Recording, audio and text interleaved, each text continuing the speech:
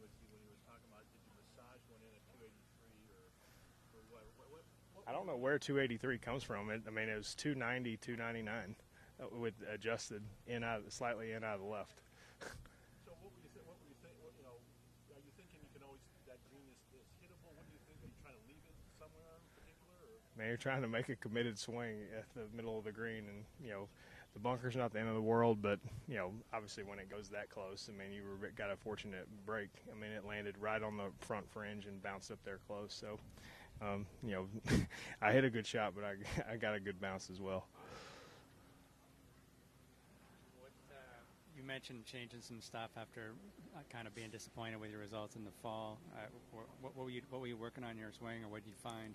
A little bit of it is I mean, everyone made a big story about the set of irons that I used kind of towards the back end of the year, but at some point you're going to find the back end of those irons, and I mean, they were over 5 years old, and you know, I kind of I rode them into the ground, which was great. I mean, I made it all the way to the Tour Championship, but my iron play is sort of what I've done the best throughout my career, and in the fall I drove it great and just didn't iron and wedge it very well, and sort of kind of fought that, and yeah, so it was time to kind of go through and find a newer set, and so I found a new set of the older style of head, and I used them at QBE, and it was like, okay, all right, we're working back into how I kind of like to see the ball go in the air, and that was kind of it.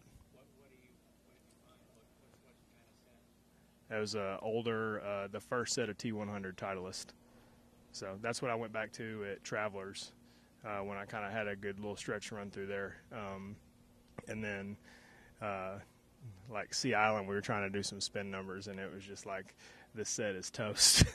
And so I had another set built up and then started working through it after Sea Island, and then played QBE with Trey, and it was kind of like that was the first time it sort of reminded me of that midsummer stretch where, you know, the iron started coming out there like I remembered. Why would you wait so long to change? I mean, obviously they're putting new clubs in your hands as often as you want to. Why did you wait so long? Well, I believe, Alex, you're a little bit late as far to the party. Right. I went into a season where I used a newer set, and in the middle of the season at Travelers, I went to an older set that I had used and played some of the best golf of my career.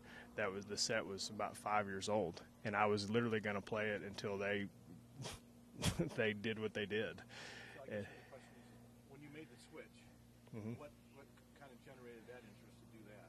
Well, I mean, when you hit it over a bunch of greens and short of a bunch of greens, and you feel like it kind of comes out of the middle of the face, and I mean, at some point, man, a groove's going to get dull and stuff like that. So I just think that, I mean, I knew it was coming. It happened faster than I thought it was going to. Okay, I guess maybe I am dumb here.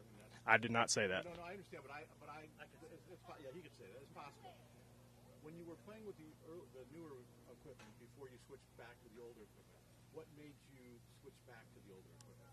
I was the best I had ever been in my career from 100 to 150. The best I had ever been in my career from 200 to 250, and the worst I had ever been in my career from 150 to 200. So it's like, can you hit a wedge and a 4-iron, but you can't hit a 7-iron? So something's different. And so just kind of went back and, you know, kind of looked at some numbers and saw some things. And the CG and the newer set was a little bit different in kind of the middle part of the irons, and that like 7, 8, 9 iron, which is probably where I've done the best part of my career with. And I didn't change anything else. I just went back to the older set where the CG was a little bit more in the spot of where I was used to it, and you know, that's kind of what I did. How long ago did you retire those T100s? Right before the start of the year. I thought that they were, and you know, I kind of taken some time and, you know, kind of worked them in, and it just wasn't where it needed to be. And then it, you know, I felt like I played pretty good at the U.S. Open, and like I did all the stuff at a major you'd want to do. Like I chip and putted pretty good, and I drove it good. Like that's what you'd think you need to do to play good at a major, and I just, like, out of the middle of the bag, it just wasn't where it needed to be to play and compete, and kind of felt like I was beating my head against the wall. And then Hunter, the guy that I use for stats, he's like, man, I don't know what's going on here, but he said, you can't hit a wedge in a 4-iron and not hit a 7-iron. He said, golf just didn't work like that. And so I had a buddy overnight, a set of clubs that I had used for a long time, and I went on a nice little run and made it all the way to Atlanta. I guess I had a question too. Was when did you put the T100s take them out of play the first time? Right before the start of the last season. Okay. So I used them for 4 years. And I mean, that. Are you trying to find something new? No, I have a new set. A new, like updated, like current set. I have a brand new set of the old T100s. Where'd you find them? Deep in my garage. Deep. But, I mean, is there something that's just coming out that you're going to try to see if there's something else that you like, or are you just going to go with No, this? I don't know. Maybe I'm just old and stubborn now. It's just like, man, I've kind of fought that uphill battle as far as trying to chase it a little bit. Like, I know what works and what needs to do it, and kind of those kind of things, I guess. And I don't know, it'd be interesting to see kind of what happens. We're meeting with the Titleist guys here in a few weeks at Torrey, and you know, just try to see if they're like, what was such a big difference of like why it changed dramatically from the, you know, essentially they were built the exact same, and what was different about them. So no, I got a decent, man. This is my 13th season. You collect a lot of stuff out here. When you would roll in the trailer sometimes with Titleist, those old clubs, what would they try to convince you to take a look at something else? No, they're pretty good.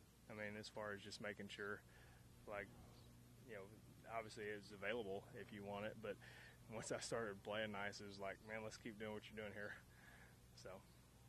Anything else? Good? All right. Thanks, You guys have a good day. Appreciate the time.